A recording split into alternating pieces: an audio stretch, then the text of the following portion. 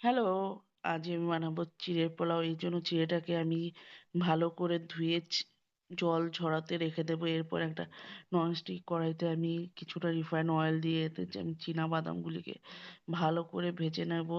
এ তোমরা চাইলে এখানে কাজু বাদামও দিতে পারো। তো আমি এখানে বাদামটা ভালো করে ভেজে তুলে রাখলাম। তারপর সেই তেলের মধ্যে আমি একটা গোটা শুকনো লঙ্কাকে অর্ধেক করে দিয়ে দিলাম গোটা সর্ষে আর দিলাম ৪-৫ টা কারি পাতা।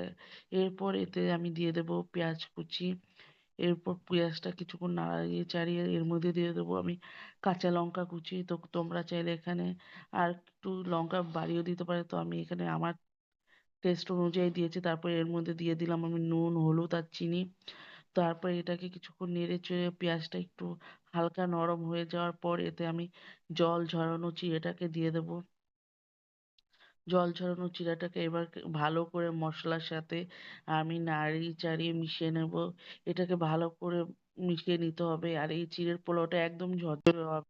এইভাবে যদি তোমরা বানিয়ে দেখো। তো এর মধ্যে আমি কিছুটা ঘি দিলাম। এই চিড়ের পোলাও অবশ্যই তোমরা একটু ঘি দিয়ে দেবে যাতে টেস্টটা আর ফ্রেগরেন্সটা খুবই টেস্টি হয়। তারপর আমি এটাকে ভালো করে ঘিয়ের সাথে মিশিয়ে নেব। এরপর আমি এর মধ্যে সেই ভেজে রাখা বাদামগুলিকে আমি এই পর্যায়ে মিশিয়ে দেব। তো এরপর আমি আর কিছুক্ষণ নেড়ে চেড়ে বাদামটার সাথে চিড়েটাকে ভালো করে মিশিয়ে নেব। তারপর আমি এর মধ্যে নামানোর ২-৩ মিনিট আগে কিছুটা লেবুর রস দিয়ে দেবো।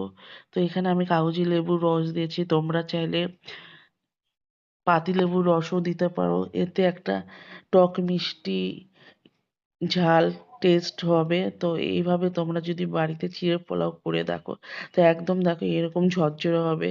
একটার গায়ে একটা লেগে যাবে না। এই জন্য চিড়েটাকে প্রথমে ভালো করে ধুয়ে জলটাকে ভালো করে ঝরিয়ে নিতে হবে।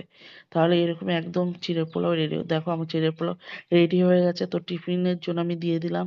তো কেমন লাগলো আমার চিড়ের পোলাও প্লিজ কমেন্ট করে জানিও।